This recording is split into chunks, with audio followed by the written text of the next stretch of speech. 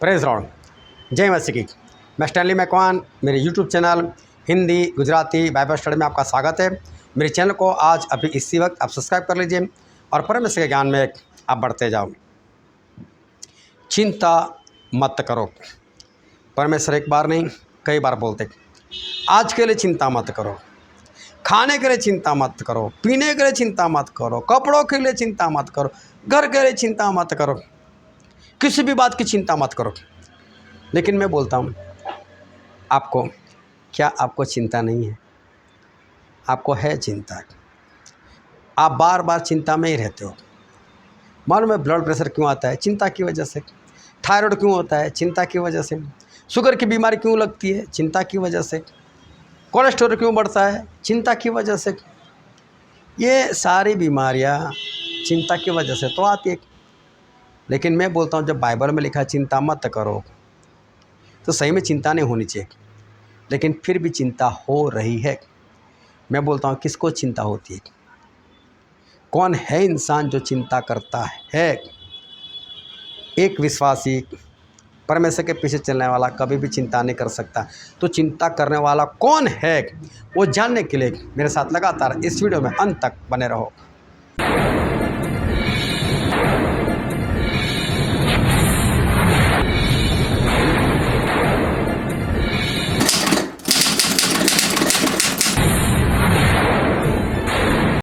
परमेश्वर पिता का बहुत धन्यवाद करते काज एक बार फिर हमारे परमेश्वर ने हमको जिंदा रखा और इस जगह पर इकट्ठा किया।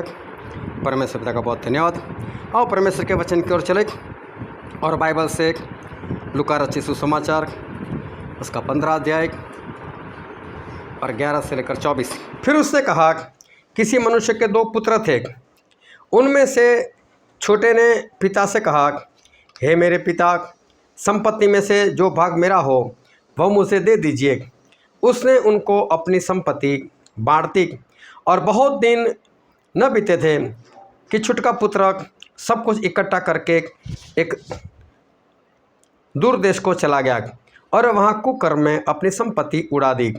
जब वह सब कुछ खर्च हो चुका तो उस देश में बड़ा अकाल पड़ा और वह कंगाल हो गया और वह उस देश के निवासियों में से एक के यहाँ जा पड़ा। उसने उसे अपने खेतों में सूअर चराने के लिए भेजा और वह चाहता था कि उन फलियों से जिन्हें सूअर खाते थे अपना पेट भरे, और उसे कोई कुछ नहीं देता था। जब वह अपने आपे में आया तब कहने लगा कि मेरे पिता के कितने ही मजदूरों को भोजन से अधिक रोटी मिलती है और मैं यहाँ भूखा मर रहा हूँ। मैं अब उठकर अपने पिता के पास जाऊँगा और उससे कहूँगा कि पिताजी, मैंने स्वर्ग के विरोध में और तेरी दृष्टि में पाप किया है। अब इस योग्य नहीं रहा कि तेरा पुत्र कहलाऊं। मुझे अपने एक मजदूर की नाई रख ले। तब वह उठकर अपने पिता के पास चला। वह अभी दूर ही था कि अपने पिता ने उसे देखकर तरस खाया और दौड़कर उसे गले लगाया और बहुत चूमा। पुत्र ने उससे कहा, पिताजी, मैंने स्वर्ग के विरोध में और तेरी दृष्टि में पाप किया है और अब इस योग्य नहीं रहा कि तेरा पुत्र कहलाऊं। परंतु पिता ने अपने दासों से कहा, झट से अच्छा वस्त्र निकालकर इसे पहनाओ और इसके हाथ में अंगूठी और पाँव में जूतियाँ पहनाओ और पला हुआ बछड़ा लाकर मारो, ताकि हम खाएं और आनंद मनाएं, क्योंकि मेरा यह पुत्र मर गया था, फिर जी गया है, खो गया था, अब मिल गया है। और वे आनंद करने लगे।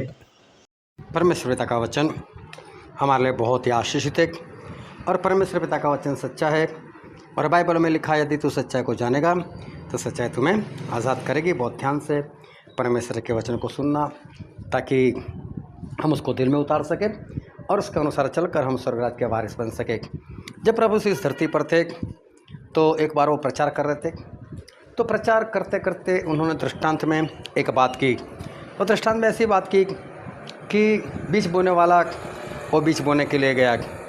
जब बीज बोने वाला गया तो उसने कुछ बीज तो रास्ते के किनारे पर डाल दिए। फिर आगे बढ़कर उसने कुछ पथरीली ज़मीन थी, उसके ऊपर कुछ बीज डाल दिए। फिर आगे कुछ कांटे और झाड़ियाँ थी, उसके अंदर कुछ बीज डाल दिए। और फिर कुछ ज़मीन अच्छी थी, उसके ऊपर भी उसने बीज डाल दिए। उसके बाद क्या हुआ, कि जो रास्ते के किनारे के ऊपर बीज पड़े थे तो पंछी आकर उसको खा गए, और जो पथरीली ज़मीन थी तो नीचे पत्थर था, ऊपर ज़मीन थी, तो जल्दी से वो बीज जो था वो पौधा बनकर बाहर आया, लेकिन उसकी जड़ नहीं थी। इस कारण जैसे ही सूरज निकला उसकी गर्मी से वो तो सूख गए। कुछ बीज जो गिरे थे वो झाड़ियों में, कांटों में गिरे थे, तो वो बाहर तो आए, पौधा भी निकला, बड़ा भी हुआ। लेकिन हुआ ऐसा कि झाड़ियों ने भी साथ में बढ़कर उसको दबा दिया और उसको कोई पक्का फल नहीं लगा। उसके बाद जो अच्छी ज़मीन में बीज बोए थे उस बीज को किसी को 30 गुना, किसी को 60 गुना, किसी को 70 गुना, तो किसी को 100 गुना फल उसमें निकला। अभी जब लोगों ने ये दृष्टांत सुना तो सुनकर चले गए। तो चेलों ने अकेले में परमेश्वर से पूछ लिया कि परमेश्वर, ये जो आपने दृष्टांत कहा उसका मतलब क्या होता है?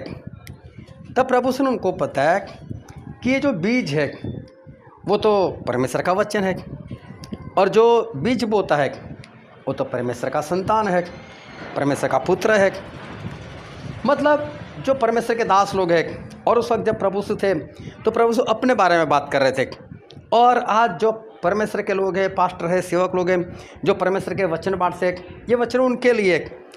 तो बोले वो लोग जो बीज वचन उसको जब वो लोग बीजते हैं तो जो इंसान लोग सामने खड़े होते हैं वो इंसान ये 4 ज़मीन में से एक में से है। कई लोग ऐसे हैं कि रास्ते के किनारे के जैसे वचन सुन तो लेते हैं, मान भी लेते हैं, लेकिन ऐसा होता है कि वो शैतान आकर उनके दिल में जो कुछ बोया होता है वो छीन कर चला जाता है। वो लोग भूल जाते, समझ नहीं पाते कि हमने क्या सुना क्या नहीं। उनको दूसरी बार पूछो तो उनको याद नहीं आता। फिर दूसरी ज़मीन ऐसी है पथरीली, तो लोग बहुत खुशी से वचन को अंगीकार कर लेते, खुश हो जाते। लेकिन जैसे ही वचन बढ़ता है, लेकिन सूरज की गर्मी निकलती है, थोड़ी सी सतावट होती है, या तो फिर संसार की बात आ जाती है, तो फिर वो बीज फलता नहीं और वो मुरझा जाता है। तीसरी ज़मीन ऐसी है कि जो झाड़ियों में और कांटों में वो बीज पड़े थे, तो अंकुरित भी हुआ, पौधा भी निकला, बड़ा भी सही, लेकिन हुआ ऐसा कि साथ साथ में झाड़ियाँ और कांटे भी बढ़ गए और उन्होंने उसको दबा दिया। और परमेश्वर ने बताया कि ये तो संसार की चिंता है, धन की लालसा है, जिसके कारण वो बीज वो फलता नहीं, पक्का फल नहीं देता। और जो अच्छी ज़मीन है वो तो ऐसे लोग हैं जो वचन को मानते हैं, ग्रहण करते हैं, उसके अनुसार चलकर उस स्वर्गराज के वारिस बनते हैं। लेकिन इनमें से जो तीसरी वाली ज़मीन है कि जो बीज झाड़ियों में गिरते हैं, और वो जो झाड़ी है वो तो चिंता दर्शाती है और धन की माया दर्शाती है। और आज ये संसार में बहुत ज़्यादा मिलता है देखने को कि आज लोगों को चिंता बहुत होती है। आज लोगों के जीवन में चिंताएं इतनी है, अपने भविष्य को लेकर, अपने खुद को लेकर, अपने परिवार को लेकर एक चिंता होती है। और देखने जाओ तो चिंता वो सही में कुछ है ही नहीं। चिंता करने वाली बात देखने जाओ तो कभी भी कहीं पर भी कोई होती नहीं, लेकिन फिर भी इंसान को चिंता होती है। क्यों चिंता की बात नहीं होती? क्योंकि चिंता करने से कभी कोई हल तो निकलता नहीं। अगर चिंता करने से हल ना निकलता हो तो फिर चिंता करने का फ़ायदा क्या? फिर चिंता करने का कोई फ़ायदा नहीं होता। एक बार प्रभु यीशु मरियम और मार्था के घर में चले गए, तो दोनों लड़कियां प्रभु यीशु के साथ बैठी। लेकिन मार्था ने सोचा कि प्रभु यीशु आए हैं तो खाना तो बनाना पड़ेगा, तो उठकर किचन में चली गई और वो खाना बनाने लग गई। लेकिन मरियम जो थी वो तो प्रभु यीशु के साथ परमेश्वर के वचन सुनते हुए वो तो वहीं पर बैठी रही। तो मार्था जो अकेली काम कर रही थी उसको बहुत फिक्र हो रही थी, अभी मरियम उठकर आए और आकर मेरा हाथ बटाए और मुझे सहायता करें ताकि हम जल्दी से खाना बनाएं। अभी सोचो मैं यहाँ पर हूँ, मैं इसे वचन दे रहा हूँ और सभी लोग किचन में काम करने के लिए चले जाए तो कैसा लगेगा? वचन सुना ना किसको फिर? तो मरियम सुन रही थी और मरियम को ऐसा कि खाना तो मार्था बना ही लेगी, तो उसको खाने की फिक्र नहीं है। अभी मार्था जो है वो वापस आई और यीशु मसीह को डांटने लगी, वो तुझे पता नहीं चलता मैं वहाँ अकेले खाना बना रही हूँ और मेरी बहन मेरी सहायता नहीं कर रही, और तो उसको बोलता भी नहीं उठ जाओ खाना बनाने के लिए जाके, बोलो उसको उठा, मुझे फिक्र हो रही है। अभी देखने जाओ तो चिंता वाली कोई बात तो वहाँ पर थी नहीं। चिंता वाली बात इसलिए नहीं थी क्योंकि प्रभु यीशु वो थे कि जिन्होंने 5,000 तो सिर्फ पुरुष लोग थे, स्त्री और बच्चे तो अलग से, उनको 5 रोटी और 2 मछली में से खाना खिलाया था। अभी जो इतने लोगों को खाना खिला सकता है उसको कौन खाना देगा, उसकी फिक्र देखो। अब ये कोई फिक्र करने वाली बात है कि जो इतने लोगों को खाना खिला सकते हैं। एक बार तो 4,000 लोगों को खाना खिलाए, वो भी तो सिर्फ पुरुष थे, स्त्री और बच्चे तो अलग से। तो इतने लोगों को जो खाना खिला सकते हैं, क्या उसके लिए फिक्र करने की कोई ज़रूरत है? और लूका में ऐसा लिखा है, लूका उसका 10वां अध्याय और 40 और 41 वचन। पर मार्था सेवा करते करते घबरा गई और उसके पास आकर कहने लगी, हे प्रभु, क्या तुझे कुछ भी चिंता नहीं कि मेरी बहन ने मुझे सेवा करने के लिए अकेले ही छोड़ दिया है? सो उससे कहे कि मेरी सहायता करे। प्रभु ने उसे उत्तर दिया, मार्था, हे मार्था, तू बहुत बातों के लिए चिंता करती और घबराती है। देखो, ये मार्था प्रभु से के पास आकर ऐसी बात करती है, बोले मरियम को भेज मेरे पास, वो तुझे फिक्र नहीं है, वो खुद फिक्र कर रहे हो, प्रभु से को भी फिक्र करने में लगाते हैं। लेकिन प्रभु से मना कर दिया कि मरियम जो है उसने जो भी चुना है वो अच्छी बात चुनी है, उसके पास से वो ले ली नहीं जाएगी। फिक्र जब हम करते हैं तो हमें सोचना भी चाहिए कि हम किस बात की फ़िक्र कर रहे हैं, किस चीज़ के लिए हम फिक्र कर रहे हैं। मार्था को थोड़ा सोचना चाहिए था कि मैं किस बात के लिए फ़िक्र कर रहा हूँ। क्या प्रभु को खिलाने के लिए? अगर उनको चाहिए तो क्या वो खुद मछली बना कर या ऐसे नहीं खिला सकते? जब चेले प्रभु यीशु के जिंदा हो उठने के बाद जब मछली पकड़ने के लिए गए, पूरी रात उनके पास में मछली नहीं आई। सुबह सुबह प्रभु पहुँचे और उन्होंने आवाज़ दी, बच्चे लोग, क्या तुम्हारे पास कोई खाना है? तो बोलते हैं नहीं, अभी अंधेरा था, अभी सूरज निकलने वाला था। तो ये लोगों ने पहचाना नहीं कि यीशु आया है। तो बोले कोई बात नहीं, अपनी दाहिनी ओर जाल डालो और आपको मिलेगी मछली। और जैसे ही दाहिनी ओर जाल डाली और बहुत सारी मछली आ गई। जब बहुत मछली आ गई तो यूहन्ना को याद आया कि ऐसा तो पहले हमारे साथ हो चुका है, अब की बार कौन है? और जब उसने मुड़कर देखा, क्या है? तो यीशु है। तो पतरस को आवाज़ है, पतरस, ये तो यीशु है बोले। तो पतरस ने अपना कुर्ता नहीं पहना था, उसने अपना कुर्ता पहना और समुद्र में डाई लगा दी। जब वो लोग बाहर आए तो प्रभु ने वहाँ पर मछली पका कर रखी थी और रोटी भी रखी थी। अभी लोग निकाल रहे, प्रभु ने उनके पास ली नहीं, उससे पहले वहाँ पर मछली भी थी, रोटी भी थी। अभी ऐसे प्रभु यीशु के बारे में ये मार्था फिक्र कर रही, जो खुद लोगों को खाना खिलाते, उनके लिए फिक्र कर रही, इनको मैं कैसे खिलाऊंगी, कब खिलाऊंगी। अगर हम हमारी चिंता के बारे में अगर सोचें कि क्या सही में चिंता करने वाली कोई बात है कि नहीं, हमें कोई फिक्र करने वाली बात है कि नहीं, सही में ये जो चिंता है वो खुद पाप है और वो पाप भी करवाती है।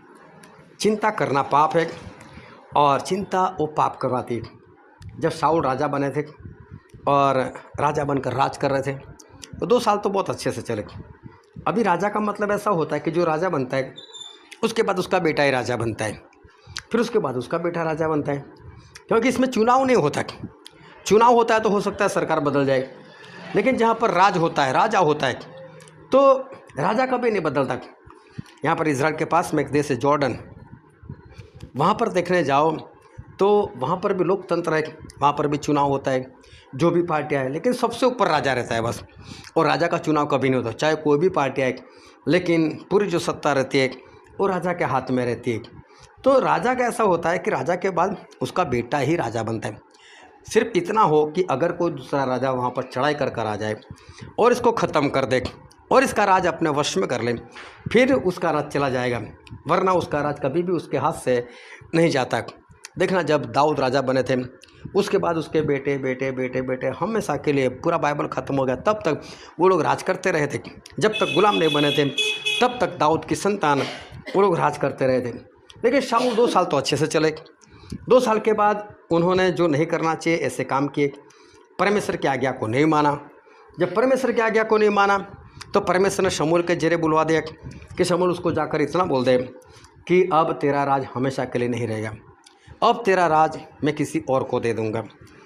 तो अभी शमूएल ने तो जाकर बोल दे। अभी शाऊल को फिक्र हो गई कि मेरे बाद राजा कौन बनेगा, मेरे बाद राजा कौन बनेगा।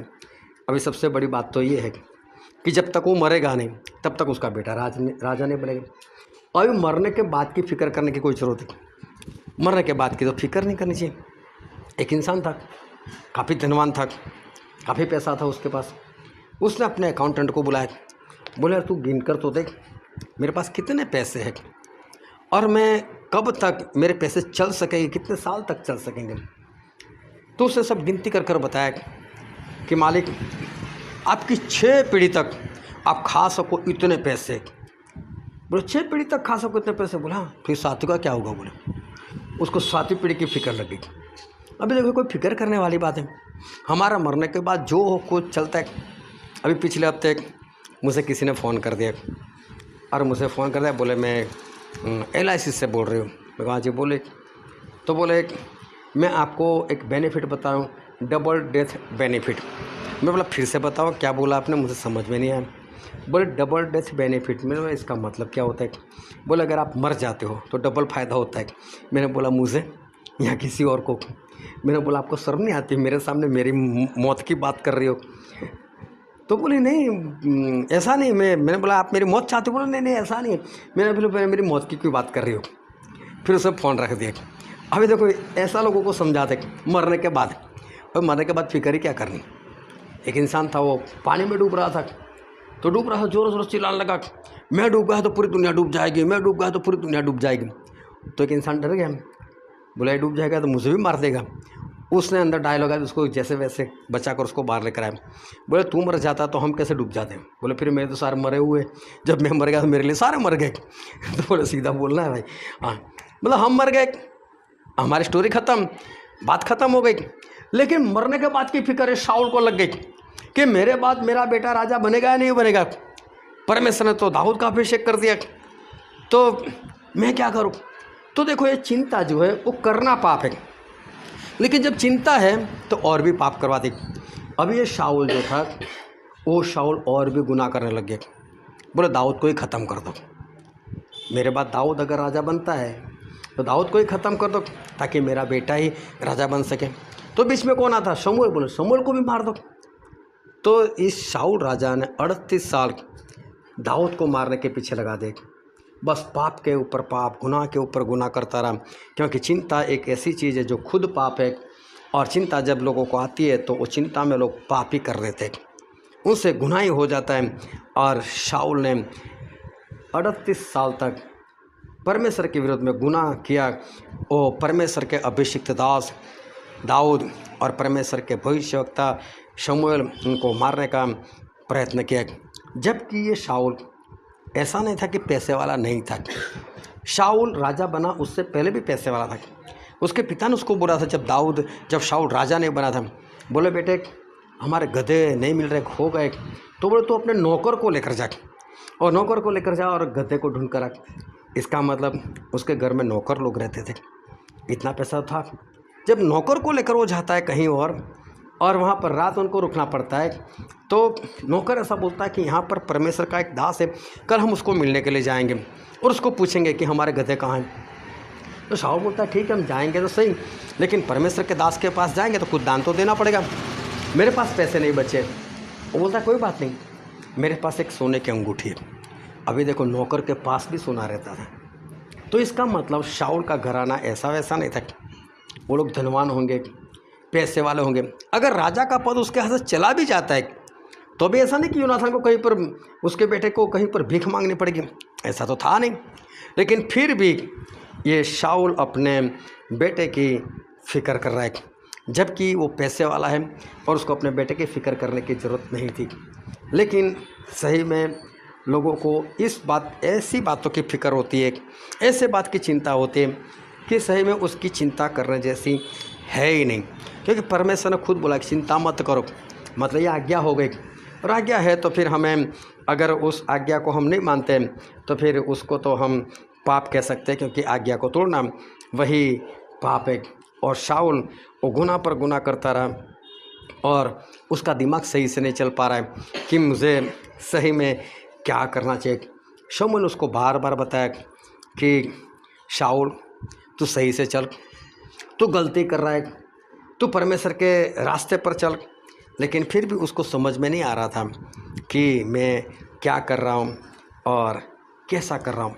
उसको एक आदत लग गई परमेश्वर के विरोध में चलने की। उसको एक आदत हो गई कि बस शमूएल को मारना है और दाऊद को भी ख़त्म ही करना है। जब उसको ज़रूरत थी कि परमेश्वर के रास्ते पर चले, लेकिन तब वो परमेश्वर के रास्ते पर नहीं चला। जब उसको ज़रूरत थी परमेश्वर की, तब वो परमेश्वर के पास नहीं गया। और आखिर में एक दिन ऐसा आया शाऊल के जीवन में कि फिलिस्तीनी लोगों के साथ लड़ाई हो गई और उस वक्त शाऊल खुद डर गया। बोला अब हमारा क्या होगा। वो वापस आकर उसने भविष्यवक्ता को ढूंढा। बोले मेरे लिए प्रार्थना करो, परमेश्वर से पूछो इस युद्ध में मेरा क्या होगा, हमारी जीत होगी कि नहीं। लेकिन परमेश्वर ने भविष्यवक्ता के साथ कुछ बात नहीं की, ना किसी को कोई दर्शन दिया, ना किसी के साथ सपने में बात की। किसी भी तरह से परमेश्वर ने शाऊल के साथ बातें नहीं की। जब शाऊल से बात नहीं की तो उसने सोचा मैं किसी जादू टोना करवाने वाले के पास जाता हूँ और वहाँ पर जाकर मैं जादू टोना करवा कर मैं शमूएल की आत्मा को बुलाता हूँ, ताकि शमूएल की आत्मा आए और वो मुझसे बात करे और वो मुझसे परमेश्वर के बारे में बताए, परमेश्वर की योजना के बारे में बताए। और वो जादू टोना करवाने वाली स्त्री के पास जाता भी है, शमूएल की आत्मा वहाँ पर आती भी है और वो शमूएल की आत्मा के साथ बात करता है। और शमूएल की आत्मा ने बोला देख, जिस तरह से परमेश्वर ने मुझसे पहले ही कहलाया था कि शाऊल तेरा राज तेरे हाथ में से जाएगा, तो शाऊल तेरा हाथ में से चला गया है। अगर तू कल लड़ाई के लिए चला गया तो समझ लेना तू भी मर जाएगा और तेरे बेटे लोग भी मर जाएंगे। लेकिन इसको एक आदत हो गई थी कि परमेश्वर के वचन को नहीं मानना। अब तो परिस्थिति ऐसी हो गई है कि अगर नहीं मानता तो मर गया। लेकिन जब चिंता होती है तो चिंता पाप करवाती है। धीरे धीरे इंसान को पाप करने की ऐसी आदत हो जाती है कि उसके बाद अगर उसको मरना भी पड़े तो अभी वो मरना मंजूर करता है, लेकिन परमेश्वर की आज्ञा नहीं मानता क्योंकि उसको आदत हो चुकी है। और ऐसा ही हुआ, इसने शमूएल की आत्मा से सब कुछ सुना, लेकिन फिर भी उसने ऐसा सोचा क्या होगा, कुछ नहीं होगा, मैं जाऊंगा और मैं जीत कर आऊँगा। और वो लड़ाई के लिए गया, वो भी मर गया और उसी के सामने उसके सभी बेटे लोगों को भी फिलिस्तीनी लोगों ने मार दिया। एक चिंता वो इंसान को पाप करवाती है। चिंता खुद पाप है और जब भी वो आती है तो इंसान के पास वो पाप करवाती है। लेकिन अगर इंसान वो खुद समझ जाए कि मुझे मेरे परमेश्वर ने मना किया है कि मुझे चिंता नहीं करनी चाहिए, क्योंकि चिंता करने से पहले इंसान को एक बार सोचना चाहिए कि मैं चिंता तो करता हूँ लेकिन किस बात के लिए करता हूँ। दूसरी बात उसको ये सोचनी है कि जिस बात के लिए मैं चिंता करता हूँ क्या चिंता से मेरा काम हो जाएगा, नहीं होगा। एक भाई साहब ने मुझे बताया कि उसकी पत्नी ने कंप्लेन की, बोले शराब पीता है। मैंने बोला भाई साहब शराब पीते हो? बोले हाँ क्या करना, पीना पड़ता है। मैंने बोला क्यों पीना पड़ता है? बोलो बहुत टेंशन हो गया है। टेंशन किस बात का? बोले कर्जा हो गया है। अभी देखो कर्जा हो गया है, इसका मतलब किसी को पैसा देना है और उसकी टेंशन में वो और फालतू खर्च कर रहा है, शराब का खर्च कर रहा है, तो अभी तो कर्जा कैसे चुकाएगा वो? मैंने बोला क्या शराब पीने से तेरा कर्जा ख़त्म हो गया? बोले नहीं हुआ। फिर बंद करो इसको। इंसान को नहीं पता चलता है कि हम किस बात के लिए फ़िक्र कर रहे हैं, और जिस बात के लिए फ़िक्र कर रहे हैं और वो फिक्र के कारण क्या होता है, कुछ भी नहीं होता। वो धनवान उसने सोचा कि मेरे सामने, मेरे घर के सामने लाजर पड़ा रहता है, लेकिन कभी भी उसने उसकी सुधि नहीं ली, कभी भी उसके लिए उसने कुछ काम नहीं किया। वो चाहता तो उसके लिए कमरा बना सकता था, वो चाहता तो उसकी दवाई करवा सकता था, वो चाहता तो उसके लिए बहुत कुछ कर सकता था क्योंकि पैसे वाला था। लेकिन इसने कभी भी ऐसा कुछ नहीं किया और आखिर में वो नरक में चला गया। उसको ऐसा कि मेरे पास जो पैसे हैं वो तो मुझे काम लगने चाहिए, मेरे बेटे लोगों को काम लगने चाहिए। लेकिन नरक में जाकर अब उसको वहाँ भी फिक्र होने लगी मेरे भाई लोगों का क्या होगा। वहाँ जाकर भी उसको फिक्र लगी अभी कि मेरे भाई लोगों का क्या होगा।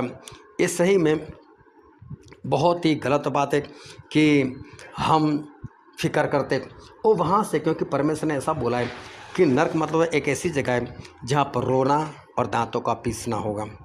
तो वहाँ से वो कैसे बोलता होगा, वहाँ से वो कैसे चिल्लाता होगा, वो रो रो कर बोलता होगा, वो दांतों को पीस पीस कर बोलता होगा, ए अब्राहम तू मुझ पर दया कर। ये चिंता एक चिता के समान है जो खुद जलती है और लोगों को भी वो जला देती है। एक भाई साहब थे और उन्होंने बहुत बढ़िया एक योजना बनाई थी। योजना ऐसी थी कि कंपनी से रिटायर हो गए तो उनको कुछ पैसा मिला।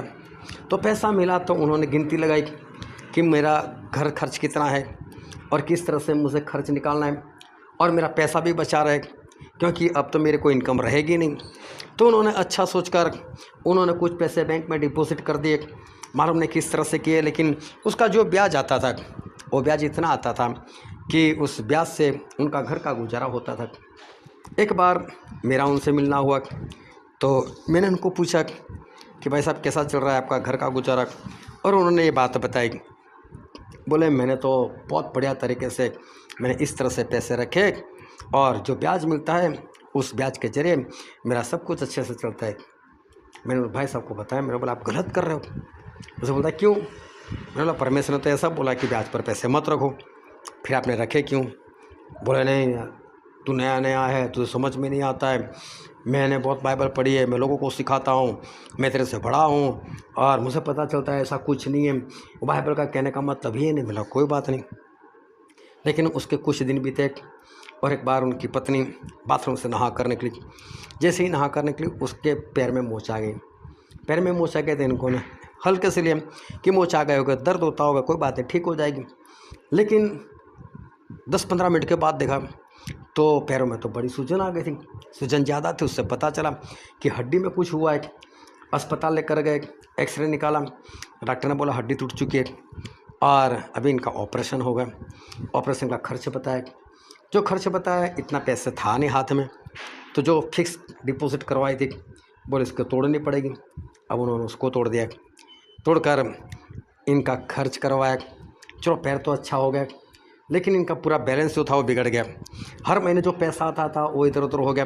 अभी उनको ऐसा लगा कि अब मेरा गुजारा ऐसे नहीं होगा। तभी उनके बेटे को भी बीमारी लग गई, उसको दिमाग की बीमारी लग गई। उनको अस्पताल लेकर गए, डॉक्टर ने ऐसे भारी भारी दवाई बताई, ऐसे भारी भारी इंजेक्शन दिए उसको, और उसमें काफ़ी खर्च हो गया उनका। और काफ़ी खर्च होने के बाद उनका जो पैसा था वो पूरा इधर उधर हो गया।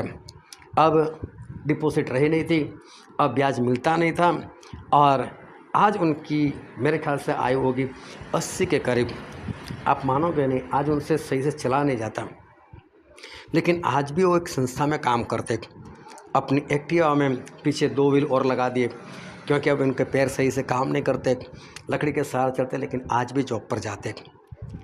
मुझे वो दिन याद आता है कि उस वक्त अगर उन्होंने बात मान ली होती, लेकिन फिक्र नहीं, मेरे जाने के बाद मेरे जितने पैसे वो सारे मेरे बेटे को मिलने चाहिए। उसका बेटा आज तक जिस तरह से ठीक होना चाहिए वो आज भी ठीक नहीं है। आज भी दिमाग में उसका दिमाग सही से जिस तरह से काम करना चाहिए वो आज भी काम नहीं कर रहा है। इंसान चिंता करता है और चिंता के कारण जो भी काम करता है, लेकिन परमेश्वर जो है वो परमेश्वर बोलते चिंता मत करो। तो चिंता करना एक गुनाह है, एक पाप है, क्योंकि चिंता करने के बाद भी हमारा कुछ होता तो है नहीं। तो फिर इससे अच्छा है जो होता है होने दो, छोड़ दो अपने आप को। जब एक पानी किसी को बहा कर लेकर जाता है, वो अपने हाथ पैर हिलाता है, कुछ नहीं होता है, तो मैं तो बोलता हूँ पानी के साथ बहने लग जाओ, कहीं तो निकाल देगा। लेकिन जब इंसान वो अपने हाथ पैर मारता है, उससे कुछ भी नहीं होता है, तो जल्दी थक जाता है और थकान के कारण उम्र भी जाता है। एक अंकल थे, मेरे घर के सामने ही रहते थे, उनके 2 बच्चे, और उनको शुरू से एक बात की फिक्र, बच्चे बिगड़ ना जाए, बच्चे बिगड़ ना जाए।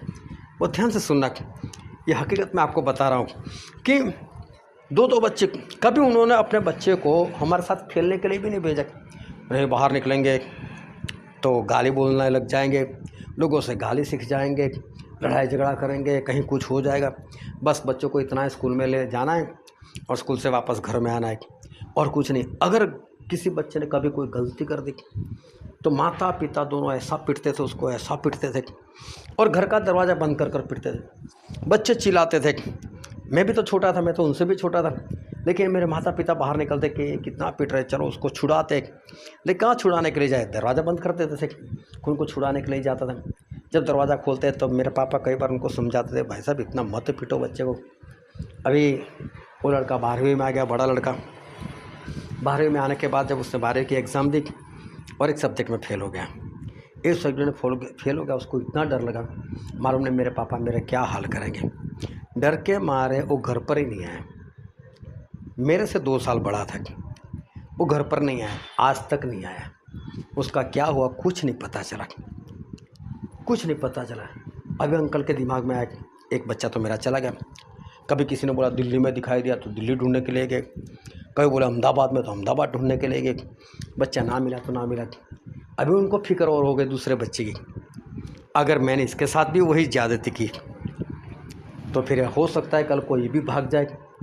अब इसको अच्छे से रखो, प्रेम से रखो। अब इसको इतनी छुट्टी दे दी, इसको इतनी छुट्टी दी, ये बिंदास से घूमने लग गया। अभी इसको बाहर की हवा लगे, इसको किसी के साथ लफड़ा हो गया, जिसके साथ लफड़ा हो गया वो मसी लड़की नहीं थी। बाप बोलता है मैं इसके साथ शादी नहीं करवाऊँगा, लड़का बोलता है मुझे इसी के साथ कर रही हूँ, बोला नहीं करवाऊँगा।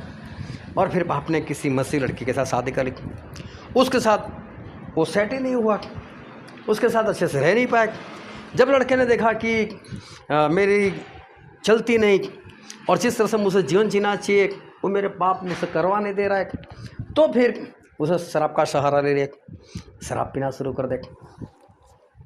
जब मैं बड़ा हुआ, जब मैं मसीह में आया, जब मैं प्रार्थना करने के सेवा के लिए निकलने लगा, ये अंकल को पता चला। उन्होंने मुझे बोला तू आने मेरे घर, बोले ये तेरा मित्र है, बोले उसके लिए प्रार्थना करना, वो शराब पीता है। मैं ठीक है मैं आता हूँ।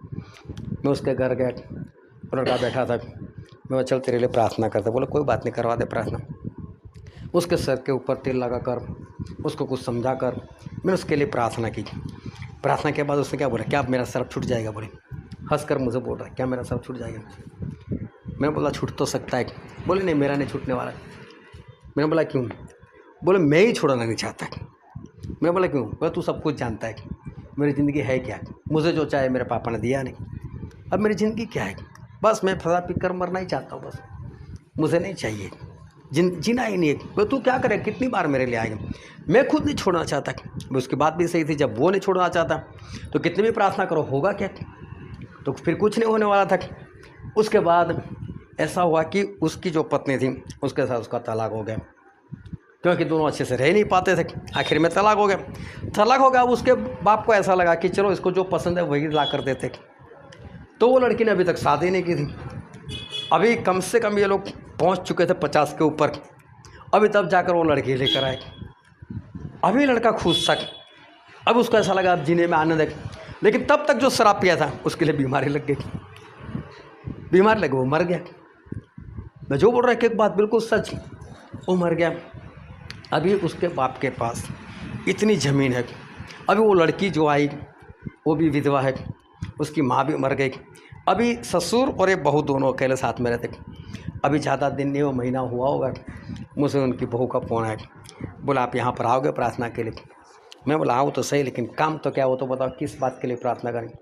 बोले हमारे पास इतनी ज़मीन है, हम बेचना चाहते हैं, लेकिन हमारा जो पड़ोसी है, बोले मेरे अंकल का ही लड़का है, उसको ये सब कुछ चाहिए और वो बेचने नहीं दे रहा है। अभी मानोगे वो अंकल 90 के करीब है, उनकी बहू वो मेरे से ज़्यादा नहीं तो 7 साल बड़ी, मेरी 57 है, तो वो कम से कम 64 की, वो कितना जिएगी? वो 90 का है, वो कितना जिएगा? मैं सोच रहा हूँ दे दो उसको, रिश्तेदार है। अब आप रख कर भी क्या करोगे, बेच कर भी क्या करोगे, उतना पैसा करोगे क्या? देखो फिक्र किस बात की, ज़मीन की। 90 साल के बूढ़े को क्या करना है इसको? इंसान सोचता नहीं है कि मैं किस बात की फ़िक्र कर रहा हूँ और इस बात की मुझे फ़िक्र करनी भी चाहिए या नहीं करनी चाहिए, इंसान को नहीं पता चलता है।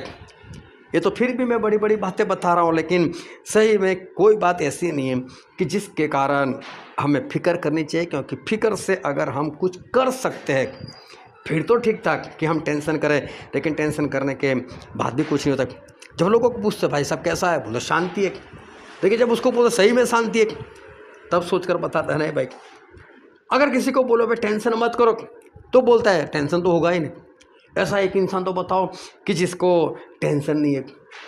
तो सही में लोगों का जीवन भी ऐसा है कि सभी लोग एक फिक्र के अंदर जीवन जीते हैं, किसी न किसी बात का आज लोगों को टेंशन पड़ा हुआ है, चिंता पड़ी है, और मालूम है इसी कारण, चिंता के कारण लोग परमेश्वर से भी दूर होते जाते हैं। ऐसा नहीं कि टेंशन में लोग परमेश्वर के करीब आते, टेंशन से लोग परमेश्वर से भी दूर हो जाते।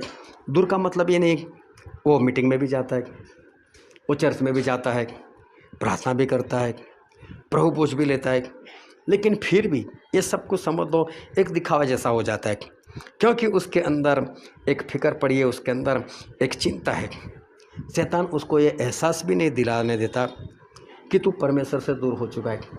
उसको ऐसा लगता है कि नहीं, मैं अभी भी परमेश्वर में हूँ, मैं तो परमेश्वर में चलता हूँ, मैं तो मीटिंग में जाता हूँ। क्योंकि बाइबल में एक वचन लिखा है, हम पढ़ते फिलिपिया उसका 4 अध्याय और वचन 6, किसी भी बात की चिंता मत करो, परंतु हर एक बात में तुम्हारे निवेदन, प्रार्थना और विनती के द्वारा धन्यवाद के साथ परमेश्वर के सन्मुख उपस्थित किए जाए। यहाँ पर स्पष्ट है, किसी भी बात की चिंता ना करो। देखो, और यहाँ पर परमेश्वर ऐसा नहीं बोलते मैं तुमसे विनती करता हूँ कि किसी भी बात की चिंता मत करो, लेकिन परमेश्वर आज्ञा दे रहे किसी भी बात की चिंता मत करो। मतलब कोई बात ऐसी है ही नहीं जिसके लिए आपको चिंता करनी है। क्यों परमेश्वर ऐसा बोलते हैं कि किसी भी बात की चिंता मत करो? इसके पीछे बहुत बड़ा कारण है, और मत्ती में ऐसा लिखा है, मत्ती उसका अध्याय 6 और पढ़ो तो उसका 25 वचन 25, इसलिए मैं तुमसे कहता हूँ कि अपने प्राण के लिए यह चिंता न करना कि हम क्या खाएंगे और क्या पिएंगे, और न अपने शरीर के लिए कि क्या पहनेंगे। क्या प्राण भोजन से और शरीर वस्त्र से बढ़कर नहीं?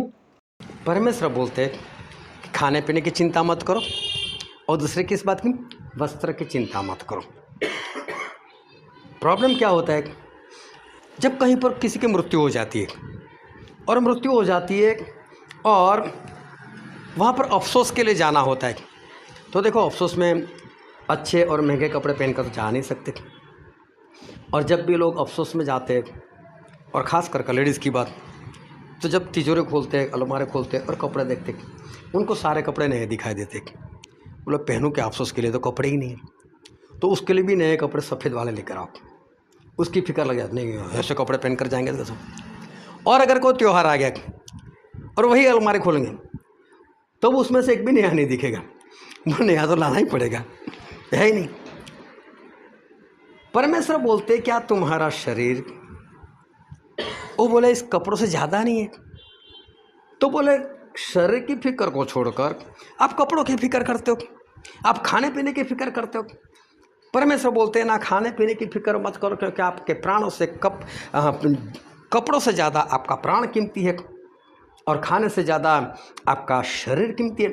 फिर आगे लिखा है उसके 26वें वचन में, क्या लिखा है? आकाश के पक्षियों को देखो, वे न बोते हैं, न काटते हैं, और न खत्तों में बटोरते हैं, तो अभी तुम्हारा स्वर्गीय पिता उनको खिलाता है। क्या तुम उनसे अधिक मूल्य नहीं रखते? परमेश्वर बोलते हैं कि जब मैं पंछियों को खिलाता हूँ जो कोई काम नहीं करते, देखो पूरे वर्ल्ड में जाकर देखो, कोई भी पशु और कोई पंछी वो कोई काम नहीं करते, फिर भी सभी का गुजारा होता है। और इंसान अकेला ऐसा है जो काम करता है और फिर भी उसका ही गुजारा नहीं होता। और परमेश्वर सबसे अधिक तो तुम लोग हो। इसका मतलब मुझे तो ऐसा लगता है कि पशु लोगों को काम करना चाहिए, क्योंकि हम तो उनसे बढ़कर है, तो हमारा गुजारा ऐसे ही चलना चाहिए। हो रहा है उल्टा। परमेश्वर बोलते जब मैं उनका गुजारा करता हूँ तो क्या मैं तुम्हारा गुजारा नहीं कर सकता? मेरे कहने का मतलब ये मत समझना कि जॉब वगैरह छोड़कर घर पर बैठना है, लेकिन मेरे कहने का मतलब फिक्र मत करो इस बात की, किसी बात की फिक्र मत करो, क्योंकि कपड़े भी मिल जाएंगे। परमेश्वर बोलते हैं जब मैं पंछियों को देता हूँ तो तुम्हें क्यों नहीं दूंगा, उनको खाना मिलता है तो मैं तुम्हें क्यों ना दूंगा। फिर आगे पढ़ते उसका 27वां वचन, तुम में कौन है जो चिंता करके अपनी अवस्था में एक घड़ी भी बढ़ा सकता है? कौन ऐसा है जो बोले चिंता से अपनी आयु को बढ़ा सकता है? घटा जरूर सकता है, कम कर सकता है, लेकिन कभी भी उसको बढ़ा नहीं सकता है। इसलिए परमेश्वर बोलते हैं कि छोड़ो इस बात को। फिर आगे पढ़ो उसका 28 से लेकर 30 तक, और वस्त्र के लिए क्यों चिंता करते हो? जंगली शोषणों पर ध्यान करो कि वे कैसे बढ़ते हैं, वे न तो परिश्रम करते हैं न काटते हैं। तो भी तुमसे कहता हूँ कि सुलेमान भी अपने सारे वैभव में उनमें से किसी के समान वस्त्र पहने हुए न था। इसलिए जब परमेश्वर मैदान की घास को जो आज है और कल भाड़ में झोंकी जाएगी ऐसा वस्त्र पहनाता है, तो हे अल्पविश्वासियों। देखो परमेश्वर खुद बोलते हैं बोले घास उस पर जो फूल लगते, बोले उसको इतना अच्छा कलर परमेश्वर देते। तो बोले अल्प विश्वासी, बोले विश्वास में कम। बोले क्या तुमको नहीं पहनाएंगे इससे बढ़कर?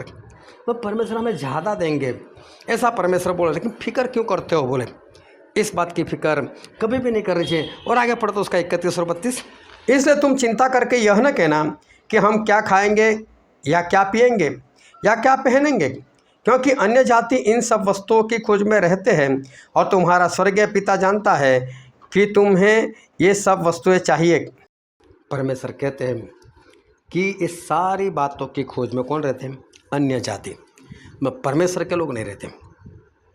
परमेश्वर को ऐसे ही देते, परमेश्वर को दे देंगे।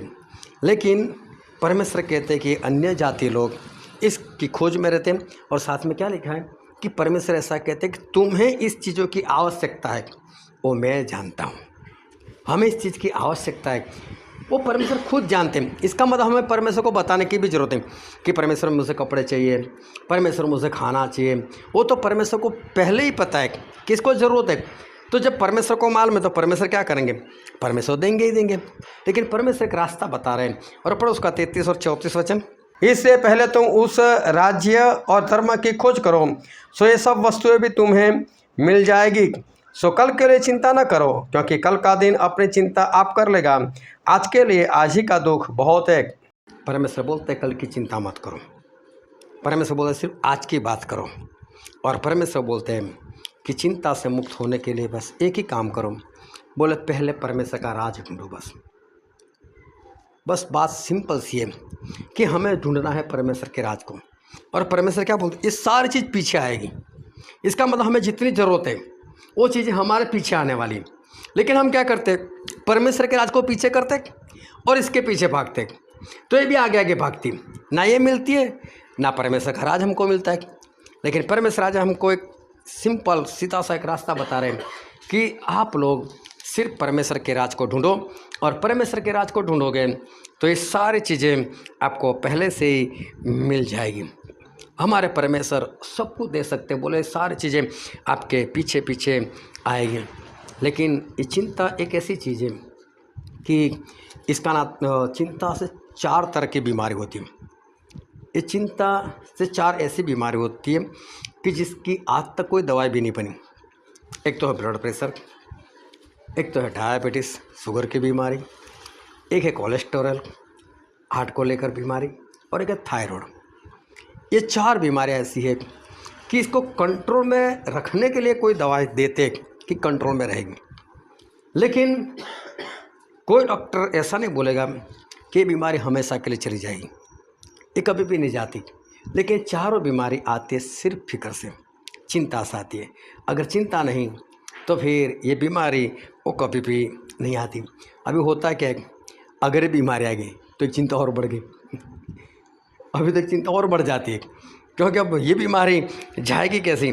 लेकिन बात तो सिर्फ सिंपल सी है कि चिंता हमको परमेश्वर के राज के लिए तैयार नहीं होने देती, ये हमें आगे नहीं बढ़ने देती। क्योंकि चिंता करना वो सही में एक गुनाह है। लेकिन एक वचन पढ़ते हैं मत्ती उसका अध्याय 13 और वचन 22, जो झाड़ियों में बोया गया यह वह है जो वचन को सुनता है, पर इस संसार की चिंता और धन का धोखा वचन को दबाता है और वह फल नहीं लाता। स्पष्ट लिखा है कि चिंता वो परमेश्वर के बीच को दबा देती है, परमेश्वर के वचन को ख़त्म कर देती है। इसका सीधा सा मतलब ये है कि आप कितना भी परमेश्वर में आगे बढ़ना चाहो, लेकिन अगर आपके जीवन में किसी बात की चिंता है, फिक्र है, तो आप कभी भी परमेश्वर के राज के लिए या परमेश्वर में आगे नहीं बढ़ सकते। कितना भी बाइबल पढ़ो, कितनी भी संगति में जाओ, प्रभु बोझ लो, कुछ भी करो, लेकिन अगर चिंता आप नहीं छोड़ते तो कभी भी परमेश्वर के राज के लिए आगे बढ़ नहीं सकते। आत्मा में आप बढ़ ही नहीं सकते, चिंता को छोड़नी पड़ेगी अगर हमें आत्मा में बढ़ना है। क्योंकि परमेश्वर स्पष्ट बोल रहे, झाड़ी क्या है? बोले चिंता है, संसार की चिंता है। और संसार की चिंता है तो वो क्या करते हैं? परमेश्वर के बीच को दबा देती है। इसी सी सिंपल सी बात है कि परमेश्वर में बढ़ने के लिए क्या करना चाहिए? बस सिर्फ हमें चिंता छोड़नी है। अगर चिंता छोड़ोगे तो बात खत्म हो जाएगी। क्योंकि जिस परमेश्वर को हम मानते हैं वो परमेश्वर हमारे बाप है। क्यों बाप है? उन्होंने हमको बनाया, उन्होंने हमारी रचना की, इसलिए वो हमारे पिता है। अभी देखो, एक पिता वो हमेशा एक बच्चे को इस संसार में लाने से पहले सोचता है कि क्या मैं इसका गुजारा कर सकता हूँ, क्या मेरे पास इतने पैसे हैं, क्या मेरी कमाई इतनी है कि मैं इसको इस संसार में लाऊं।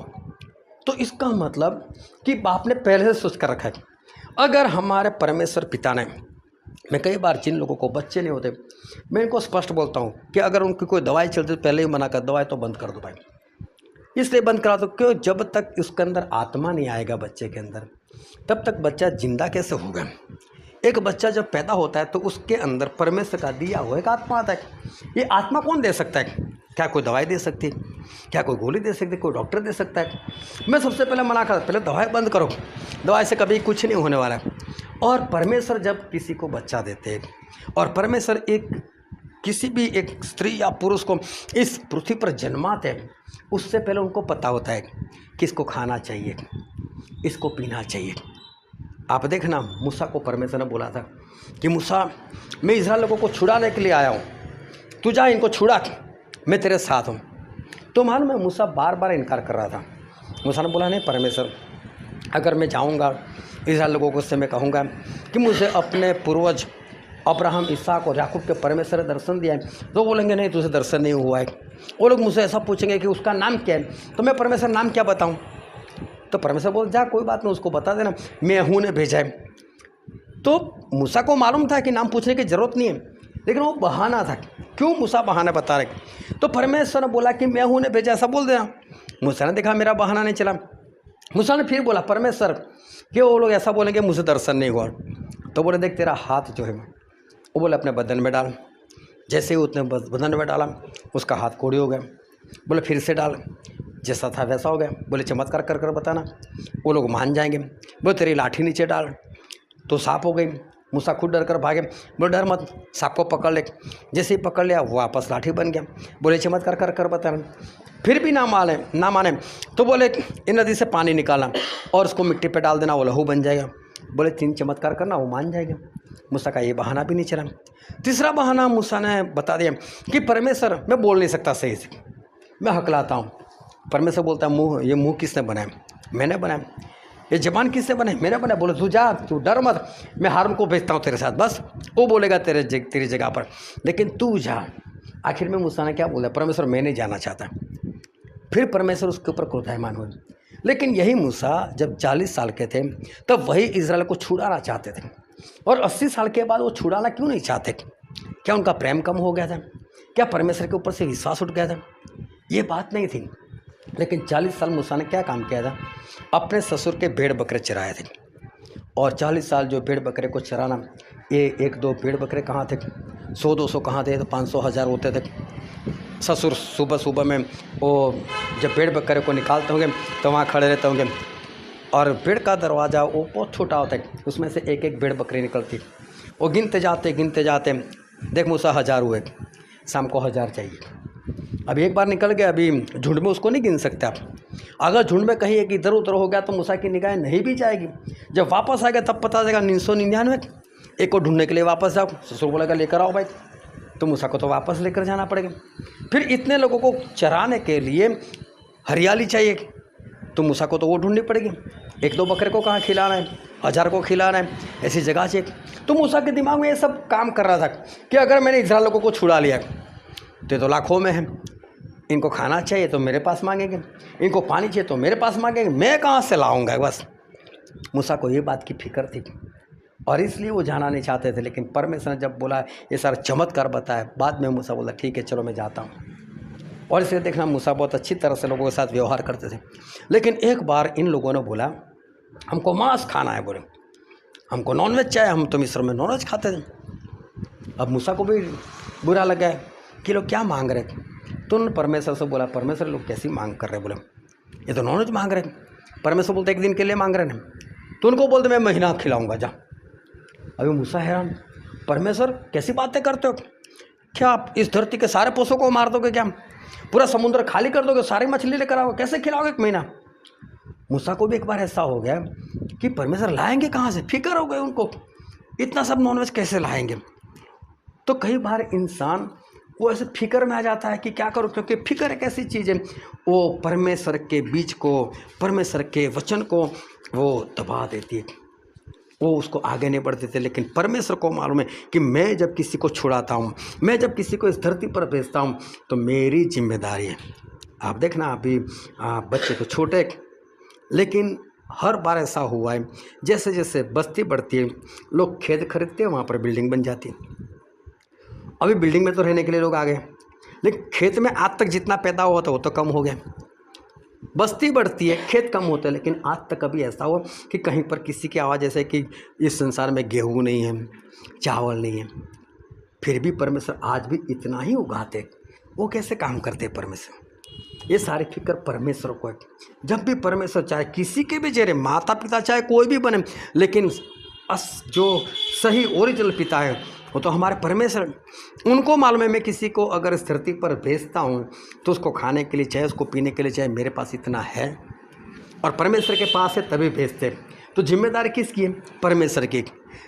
बाइबल में क्या लिखा है कि बच्चे तो परमेश्वर का दिया हुआ धन है।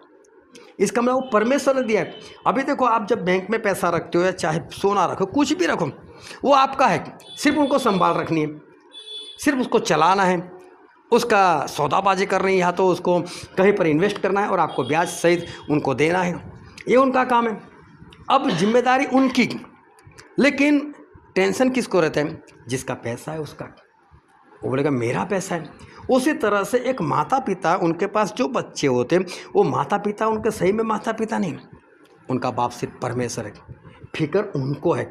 आपको तो सिर्फ बच्चे इसलिए दिए कि आप परमेश्वर की उपस्थिति में, परमेश्वर के डर में उनको बढ़ाओ, बस इतना ही आपको करना है। उनका गुजारा कैसे करना है, खिलाना पिलाना कैसे, वो परमेश्वर आपको उसके लिए बल देंगे, शक्ति देंगे, सामर्थ्य देंगे, लेकिन ये सारा काम परमेश्वर का है। लेकिन जब परमेश्वर के साथ, मतलब हम पिता के साथ में नहीं रहते, तभी ये सारी फिक्र आती।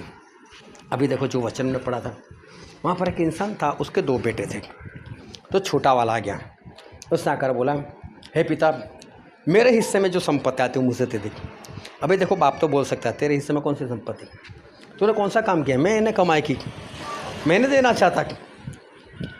और कोई भी बाप कभी भी ऐसे बेटा मांगेगा तो ऐसे दे नहीं देगा। बाप ने मना किया होगा, अरे बेटे सब कुछ तेरा है, तू रहे इधर ही रहे, कहाँ जाना है तुझे, तेरी संपत्ति अभी तो मैं और भी कमाई करूँगा और भी तेरी संपत्ति बढ़ेगी, जब मैं नहीं होऊंगा तब तुझे जो करना है कर। लेकिन नहीं माना होगा। तो बाप ने क्या किया, बाइबल में पढ़कर दोनों बच्चे को दे दी संपत्ति। सिर्फ छोटे वाले को नहीं दे दी, बड़े वाले को भी दे दी। लेकिन बड़े वाले को सोचा नहीं मुझे यहाँ से जाना है। छोटे वाला वहीं पर थोड़े दिन रुक गया, क्योंकि संपत्ति में कुछ सोना आया था, कुछ खेत आए थे, कुछ घर भी आए होंगे। तो कुछ दिन ठहर कर उसे सब कुछ बेच दिया। बेचने के बाद जो कैश आया वो लेकर वहाँ से भाग गया, दूसरे देश में चला गया। अभी देखो उसके पास इतने पैसे थे, उसको ऐसा था मेरी पूरी ज़िंदगी कट जाएगी, मैं आसानी से रह पाऊँगा। लेकिन उसको मालूम नहीं कि मैं बाप से दूर जा रहा हूँ, अब मेरी कमाई नहीं रही। फिर भी पैसा इतना था कि हो सकता है मेरे जैसे अंकल की बात की, उनको ऐसा था मेरी ज़िंदगी निकल जाएगी। लेकिन अचानक से ऐसी कुछ घटनाएं हो गई जिसके कारण आज उनको कमाई करनी पड़ती। अभी लड़का चला गया तो मित्र भी बहुत बन गए, इसके पास पैसे है तो मित्र ज़्यादा, और सारे उसने ऐसे बुरे काम में सारे पैसे उड़ाने लग गया, तो पैसे ख़त्म हो गए। पैसे ख़त्म हुए तभी वहाँ पर अकाल पड़ा। अभी मित्र सारे भाग गए, अब इसके साथ कोई नहीं रहा। अभी वो जॉब के लिए इधर उधर भागता है। अभी एक तो अकाल पड़ा, कौन उसको जॉब देगा। किसी ने उसको बोला ठीक है मेरे पास सूअर है, उसको चराने के लिए जा, लेकिन उसके साथ रहने की जगह दूंगा, खाने को कुछ नहीं दूंगा। इसको ऐसा चलो रहने की तो जगह मिल गई, क्योंकि सूअर जो फली खाते थे वो खाने को इसका मन करता था। अगर उसका मालिक खाने को देता होता है तो क्या इसको फली खाने को मन करता है, मैं इसको खाने को नहीं मिल रहा है। लेकिन ये सारी हालत इसकी क्यों हो गई, बाप से दूर है। अभी क्या हुआ कि जब उसने ये सोचा कि मैं जो सूअर फली खाते वो खाऊं, फिर उसने अचानक से उसके दिमाग में आया, बोले मेरे आज इतने खराब हालत हो गए, मेरे बाप के घर में तो नौकर लोग हैं और नौकर को भी अच्छा खाना मिलता है, अच्छे कपड़े मिलते हैं, अच्छा कमरा भी मिलता है, सब लोग अच्छे से रहते हैं, मतलब मेरे बाप के नौकर को भी अच्छा मिलता है, और मैं मेरे बाप का बेटा होने के बावजूद ऐसी मेरी हालत। तो उसको याद आया कि बेटे के हिस्से में जो आता था वो तो मैंने ले लिया, वो तो मैं खा गया, अभी बाप को कैसे बोलूँ कि मुझे रख। बोलो कोई बात नहीं, मेरा बाप अगर नौकर भी बना कर रख लेगा ना तो भी मुझे बहुत कुछ मिल जाएगा, वहाँ जाने दे। इसका मतलब अभी इसको फिक्र लगी है, अभी जवान है, मेरी ज़िंदगी कैसे जाएगी। और फिक्र में उसको आइडिया क्या आया, बाप के पास जाऊँ, बाप के पास जाऊँ। बस यही आइडिया विश्वासी लोगों को आना चाहिए। फिक्र नहीं करनी, फिक्र आती है तो सोचो फिक्र क्यों है, बाप के पास नहीं है। अगर बाप के साथ होता तो फिक्र होती। बस बाप के पास चला जाना है। हमें क्या करना है, हमारे पिता के पास, हमारे परमेश्वर के पास हमें जाना है। जब भी हमारी हालात में ऐसा कुछ नज़र आता है कि मेरे हालात सही नहीं है, मुझे किसी चीज़ की ज़रूरत है, वो चीज़ मुझे नहीं मिल रही है, या मेरे जीवन में कोई कमी घटी है, तो सोचो मत, फिक्र मत करो। करना क्या है, बाप के पास जाना है। बस बाप को जाकर बोलो, बाप के पास सब कुछ पड़ा है, उनके पास इतना कुछ पड़ा है कि पूरे वर्ल्ड को दे सकते, तो हमें क्यों नहीं देंगे। लेकिन हम क्या करते, हम टेंशन में कैसे लाऊं कैसे लाऊं कैसे लाऊं। तो परमेश्वर बोले करता रहे तू, इसने क्या सोचा है, बाप ने जितना दिया था वो तो मैं खर्च कर लिया, नौकर तो बना कर रखेगा ना, बहुत हो गया। लेकिन नौकर को भी टेंशन नहीं, देखो बाप के तो नौकर लोगों को टेंशन है, तो बेटे को तो टेंशन होगा ही नहीं। लेकिन अगर आता है तो हमें एक ही काम करना है कि उठकर हमें जाना है हमारे बाप के पास। जैसे आप पिता के पास पहुंच जाओगे ना, वहाँ सब कुछ मिल जाएगा। इसलिए प्रभु बोलते हैं कि पहले तुम उनके राज्य को ढूंढो, बस सब कुछ आपके पीछे आ जाएगा। तो परमेश्वर ये तो मेरे पास आ रहा है, ये तो मुझे ढूंढ रहा है, ये तो मेरे राज्य को ढूंढ रहा है, तो फिर परमेश्वर क्यों ना दे हमको। परमेश्वर हमें सब कुछ देंगे, लेकिन हमें सिर्फ एक काम करना है कि हमें हमारे परमेश्वर के पास जाना है। बस हम परमेश्वर के पास नहीं जाते, हमारे बाप के पास है। हम खुद सोचने के लिए बैठ जाते, क्या करूँ कैसे करूँ, कहाँ से लेकर आऊँ। और इसलिए कई बार हम निराश हो जाते, क्योंकि हम किसी के पास हाथ फैलाते, हमें बहुत उम्मीद होती है तो देगा ही देगा, और वो एन मौके पर मना कर दे, नहीं यार मेरे पास नहीं, मैं नहीं दे सकता, अभी ऐसा है ना अभी वैसा है। तब हमें ऐसा लगता है कि मैं कितनी उम्मीद से आया था। लेकिन क्या कभी हमारे परमेश्वर ऐसा बोल सकते मेरे पास नहीं है, जो पूरी धरती के मालिक है, पूरे आसमान के मालिक है, जो सूरज और चंद्र के मालिक है, क्या उनके पास कभी हम ऐसा सोच सकते हैं वो हमें मना करें। वो कभी भी हमें मना नहीं कर सकते। बस हमें परमेश्वर के पास जाना है, हम बाप के पास जाना है। इस बेटे को पता चल गया कि मुझे मेरे बाप के पास जाना है।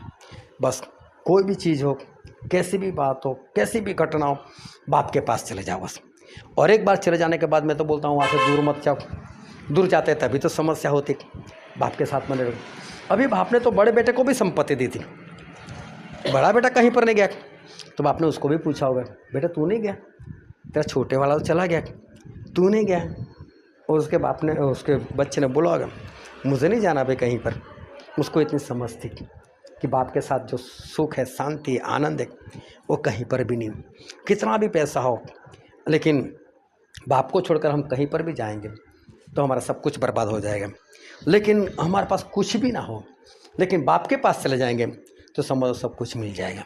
हम क्या चाहते हैं, हमारे हाथ में रहे, और हमारे हाथ में हो या ना हो, परमेश्वर खुद खर्च करते ना, बहुत हो गया। परमेश्वर खुद करते ना, बहुत हो गया। बस किसी बात की फिक्र मत करो, लेकिन जो भी है उसमें से परमेश्वर के पास रहो, और परमेश्वर के पास जाकर उसमें बने रहो, उनसे इधर उधर मत हो।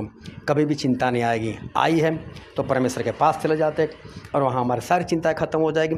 उसके बाद कभी फिक्र नहीं करनी है तो वहाँ से कभी भी इधर उधर मत होना, परमेश्वर के साथ जुड़े रहो, 100% उनमें बने रहो, और देखो हमारे सारे काम वो पूरे होते जाएंगे। हालेलुया। आओ सभी अपने आँखों को बंद करें, अपने मस्तकों को प्रभु से आगे झुकाए। मेरे प्रियो, हमारे परमेश्वर वो राजाओं के राजा है, वो प्रभु के प्रभु है, वो कभी न बदलने वाले परमेश्वर है। वो कहते हैं कि पहले मेरे राज्य को ढूंढो और सारी बातें मिल जाएगी। कपड़े की फिक्र मत करो, खाने पीने की फिक्र मत करो। वो बेटे ने सोचा कि आज मैं मेरे बाप के पास नहीं हूँ, तभी मुझे फिक्र लगी मेरे भविष्य का क्या होगा। आज मैं मेरे बाप के पास नहीं हूँ, तब मुझे खाने पीने की फिक्र है। आज जब मैं मेरे पिता के पास नहीं हूँ, तभी मेरे हालत ऐसे। लेकिन मेरे बाप के घर में तो नौकरों को भी अच्छा मिलता है, उनको भी कोई फिक्र नहीं। आज वो उड़ाऊ पुत्र हमें एक बात सिखा रहा है, कि चले जाओ उस बाप के पास, वहाँ आपको किसी भी तरह का टेंशन नहीं होगा। चले जाओ उस बाप के पास, वहाँ किसी बात की कमी घटी नहीं रहेगी, वहाँ किसी भी बात की फिक्र नहीं रहेगी। जैसा उसने किया वैसा हम करें, परमेश्वर के पास चले जाए, उनके साथ रहें, ताकि हमारी सारी ज़रूरतें पूरी हो। कभी हमें किसी बात का टेंशन ना हो। टेंशन नहीं होगा तो कोई बीमारी नहीं होगी, हम स्वस्थ रहेंगे और शरीर में भी स्वस्थ रहेंगे। पिता के पास रहेंगे तो आत्मा में भी स्वस्थ रहेंगे। पिता के पास रहेंगे तो शत्रु शैतान हमको छू नहीं सकता, हमको मार नहीं सकता, हमें परेशान नहीं कर सकता। बस हमारे सारे प्रश्नों के उत्तर सिर्फ और सिर्फ हमारे पिता है। उस पिता के पास चले जाओ, उनके साथ रहो, हमारी सारी मुसीबतें हमेशा हमेशा के लिए खत्म हो जाएगी। ये वचन समझने के लिए, ग्रहण करने के लिए, उसके अनुसार चलने के लिए प्रभु की कृपा हम सभी पर होने पाएगी।